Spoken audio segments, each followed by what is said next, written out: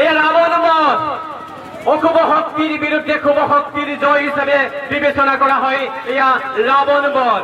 দুর্গা পূজার এয়া নবৰাত্ৰিৰ দিন শেষ হোৱাৰ লগে লগে বিজয়া দশমীৰ দিনা যিদৰে মহিষাসুৰ বধ কৰা হয় দুৰ্গা দেৱীৰ প্ৰতিকৃতিত দুৰ্গা দেৱী মা দুৰ্গাই, ঠিক সেইদৰে ৰাবণ বধ কৰা হয় বিজয়া দশমীৰ লগতে দশেৰা উৎসব পালন কৰা হয়। এই আন্ধাৰী ঘাটৰ দুৰ্গা পূজাৰ এবাৰ নবতম সংযোজন ৰাবণ বধ।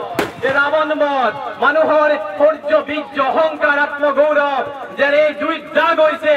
এই ৰাবণৰ জৰিয়তে আমাৰ মাজত থকা যি অহংকাৰ, আমাৰ মাজত থকা যি অশুভ শক্তি এই দাহন হৈছে।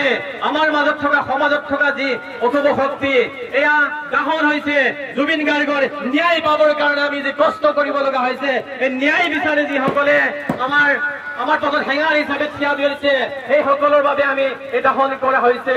এই আমি ন্যায় পাওঁ যাতে জুবিন গাৰ্গৰ ন্যায়ৰ বাবে এই সকলো মিলি আজি ৰাৱণ দাহন। জয় জুবিন দা, জয় জুবিন দা।